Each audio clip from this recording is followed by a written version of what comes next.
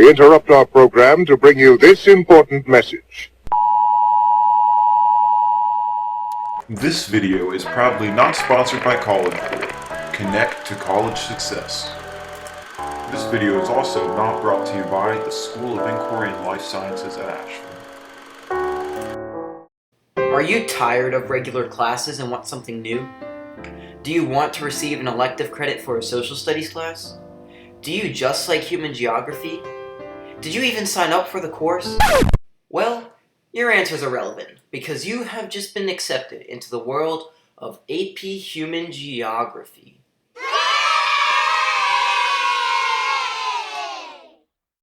What is AP Human Geography, you might be asking? Well, I don't know either, so let's find out. According to College Board, it is the systematic study of patterns and processes that have shaped human understanding, use, and alteration of the Earth's surface. But I like to refer to it as the study of people's culture, language, and religion, and how development has impacted our planet. Cities, resources, language, culture, borders, globalization, industry, religion, levels of development, natural increase rate, disease, agriculture, trade, and geography.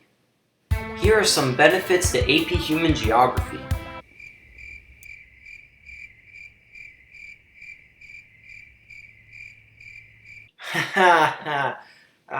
Just joking. Actually, it can be pretty beneficial. First of all, not only do you learn amazing things, you can get a 5.0 added to your GPA, which can really be beneficial to keep your average above a 4.0. Also, if you get the required score on the AP exam, you can receive this course as college credit. It's also extremely beneficial if you career in any of these categories. Except geology. Really? Come on, geology, really? Yeah, trust me, you don't go over that stuff. Unit 1, Geography, its nature and perspectives. Besides learning about famous geographers, this unit mostly revolves around cartography, which is the study of maps. Map making, identifications, and labeling is very heavily talked about in this unit, giving it the nickname, the map unit. Not only are the different types of maps, such as a Mercator or a topographical map, talked about, you also learn about the different ways modern cartographers use to make maps, such as GPS and GIS. If you don't understand any of these vocab, good luck, because there's about 60 more terms to learn. Well, since maps take up 50% of this unit, another 25% is about place. This includes toponyms, site, and place, which are ways to describe a location. Other than locations, regions are also a major topic when studying the different types of regions and models. Honestly, this is the only unit that puts geography in human geography. Unit 2, Population and Migration, also known as the acronym unit. Anybody remember those population pyramids?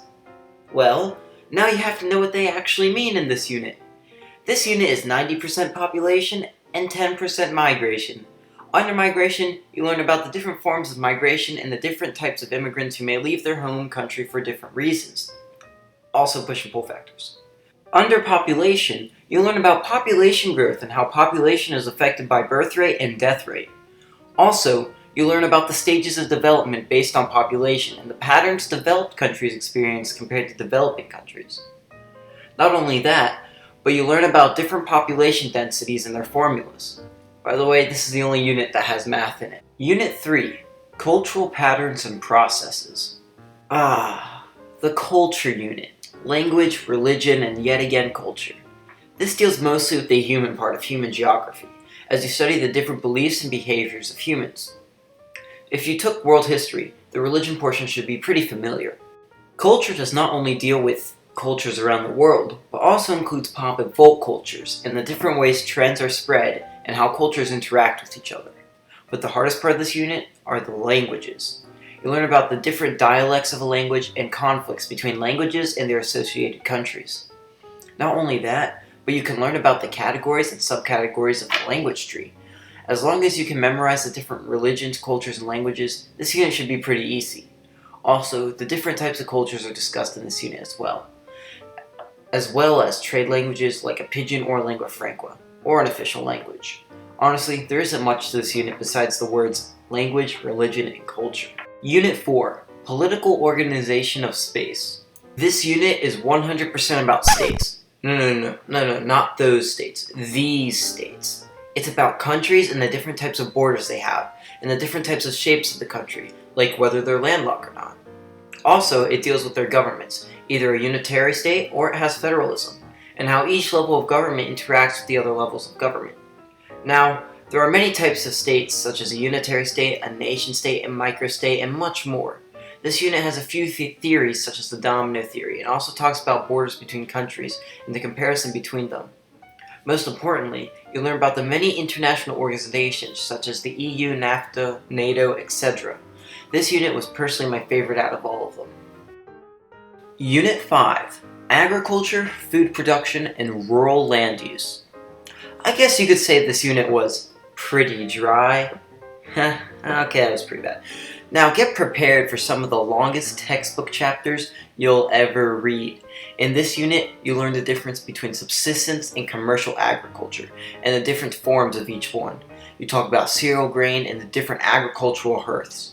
Not only that, but you learn about sustainability and agricultural resources. In Unit 5, you learn about the Agricultural Revolution, and the Agricultural Revolution number 2, and number 3, also known as the Green Revolution. And once you're through, and you thought there wasn't much more to farming, you'll get hit with reality with stuff like crop rotation, GMOs, organic farming, seed agriculture, and a lot more. Not only do you learn about farming, but the produce trade between countries and the Columbian Exchange. Also, the loss of agricultural land due to desertification and urbanization. Unit 6, Industrialization and Economic Development. This unit relies a lot on the economy. This unit contains things such as PPP, GDP, and GNP, which all relate to a country's economic status. Also, this unit teaches you about the Industrial Revolution and how each country was affected with their own form of the Industrial Revolution. For example, Fordism is specific to the American Industrial Revolution. Also, how international corporations take advantage of certain characteristics of countries, such as cheap labor and resources.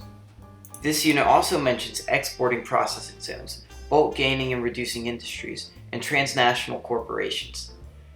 This unit also relates to the HDI, which is the Human Development Index, and the stages of growth, which ends at high mass consumption. This unit relates a lot to corporations and the economy. Unit 7. Cities and Urban Land Use. The model unit, actually, is what it should be called. This unit has one too many models. First off, with this unit you learn about urban land use with how the distribution of people within a city are. For example, in European cities, there are wealthy living in the city center, while in American cities, the wealthy are on the outside. American cities follow the concentric zone model originally, but also fell under the multi-nuclear model after smaller nodes developed along the wealthy centers. Even more confusing, certain cities like Chicago follow the sector model, which are being divided by a mode of transportation separating the industry and the residential. At the center of the city is the CBD, the Central Business District, and everything develops around it. When learning about other cities in other parts of the world, their layout is completely different, whether being centered around a port, courtyard, or market. Also, this unit mentions planned communities, suburbs, cityscapes, and everything to do within an urban city.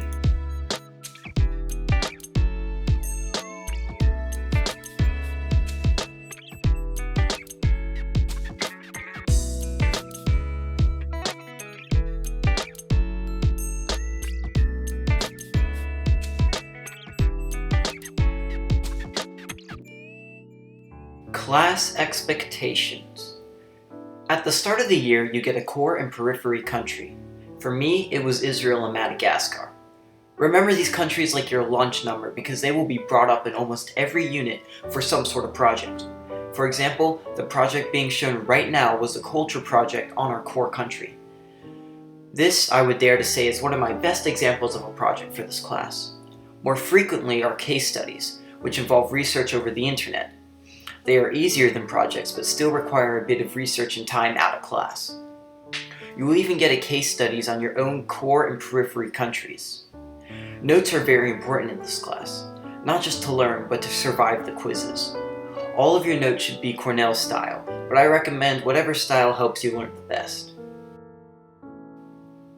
You can use your notes on all the reading quizzes, which makes them pretty easy.